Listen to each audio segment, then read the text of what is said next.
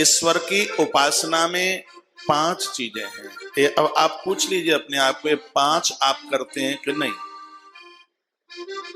नहीं करते हो तो आज से ही आरंभ कर दीजिए। और मैंने 100 बार कहा है कि जब आप हमारी कथा सुनने को बैठे तो कम से कम अपने हाथ में कागज और कलम लेकर के बैठे। कथाएं तो मैंने 700 से ज्यादा गाई हैं, लेकिन 5 बातें पहली बार बता रहा हूं। लोगों के प्रश्न होते हैं, उसका समाधान होता है। प्रभु उपासना में, भगवान की अर्चना पूजा में प्रभु को प्रसन्न करने के लिए 5 चीजों का होना बहुत ज्यादा जरूरी है। पहला है जप। अभी मैं व्याख्या बताऊंगा, पहले 5 लिख लें आप। पहला है जप, दूसरा है तप,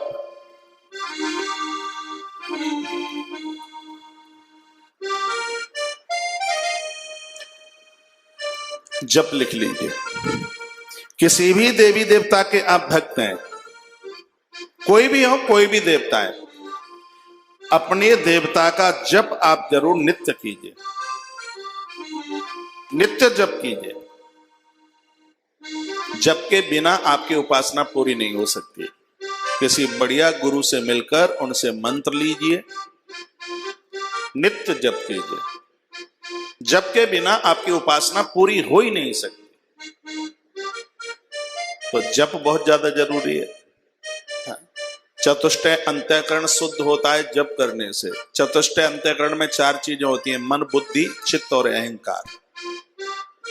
जैसे राख से बर्तन को साफ करने पर उसकी मलिनता, उसका मैला कुचला सब समाप्त हो जाता है, जप करने से अंदर का जितना भी मैल है वो सब समाप्त होता है, आदमी निर्मल होता है। जप को साबुन समझ लो।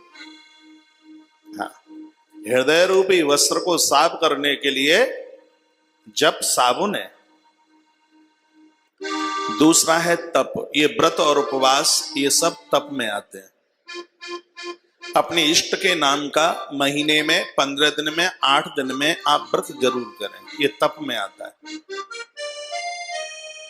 ईश्वर की प्रसन्नता के लिए जो 5 चीजें बताई जा रही हैं, उसमें पहला है जप, दूसरा है तप। व्रत कीजिए, 8 दिन में कीजिए, 15 दिन में कीजिए, महीने में कीजिए, लेकिन कीजिए जरूर। सिर्फ फुल्का छोड़ने का नाम ही व्रत नहीं है। जिस दिन आप व्रत करते हैं, आपका इष्ट आपके चित्त में हो। तो पहला हो गया जप, दूसरा हो गया तप, तीसरा है ध्यान।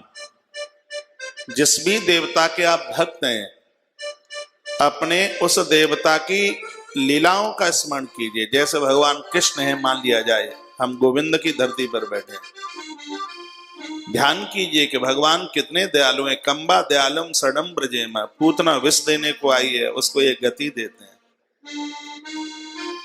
हाँ, शंकर के आप पुजारी हैं, ध्यान कीजिए भगवान भोलेनाथ कितने सरल हैं, दुनिया को अमृत पिलाते हैं और स्वयं जहर पीते हैं।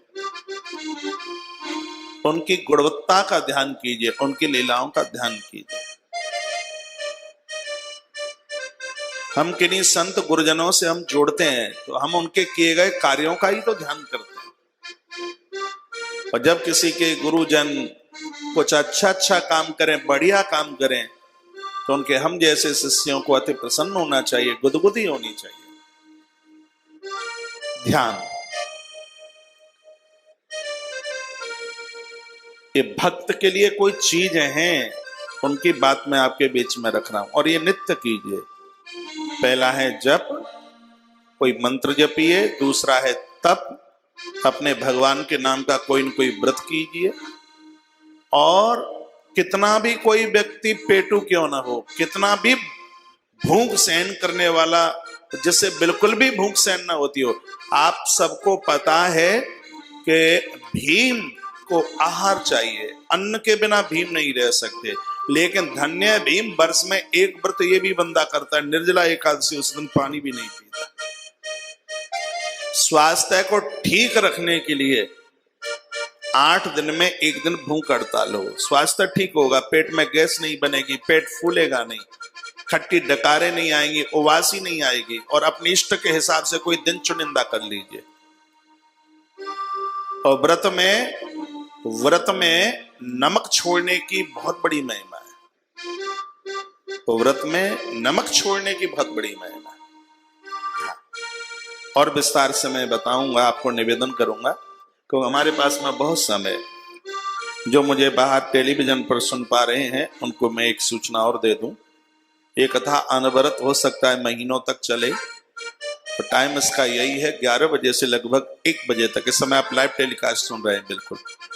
तो भक्तों से यह मेरा मिलना लगभग 80 दिन के बाद टीवी पर हो रहा है।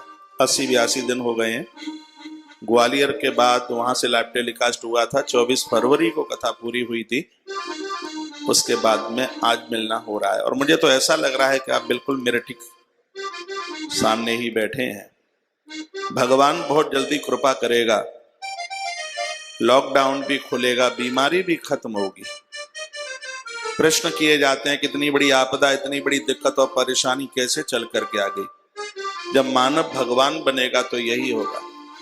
कहा कि अमेरिका जैसे ये देश कहते थे कि हम सब कुछ बना के तैयार कर सकते हैं। कैसे कर दोगे? आप कोको कोला बना दोगे, आप पानी नहीं बना सकते, नहीं बना पाओगे।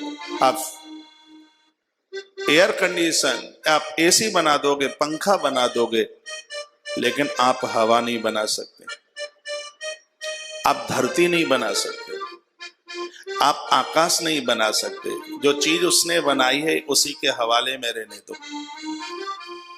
कुछ चीजें ऐसी हैं वो परमात्मा के हाथ में है, उसको आप अपने हाथ में लोगे तो स्थिति ऐसी होगी। हम इंसानों ने पशु और पंछियों को इस धरती पर इतना कलेश दिया, उनको इतना परेशान किया। ये धरती माता सिर्फ हमारे बाप की ही नहीं है, इस पर रहने का अधिकार सबको है। यदि ये स्थिति होती रही तो मनुष्य खत्म हो जाएगा, बस पंछी और जानवर ही धरती पर रहे। रात्रि को जब मैं गौशाला से लौटता हूं तो सड़क पर मुझे गाय और सांड, नील गाय, हिरन बिल्कुल टांगे फैलाते हुए सड़क पर बिल्कुल लेटे हुए नजर आते हैं। और मैं निवेदन करना चाहूंगा, प्रकृति ने एक करवट ले ली तो इंसान समाप्त हो जाएगा। जानवरों को खाने में, पशु पंछियों की हत्या करने में ये मनुष्य चूका नहीं है। प्रकृति नाक दम तक परेशान हुई है। अभी तो ट्रेलर दिखाया है, यदि लोग नहीं सुधरे तो फिल्म पूरी बाकी है। हाँ, अभी तो सिर्फ थोड़ा संकेत ही है, इसलिए हमें और आप सबको बदलना पड़ेगा।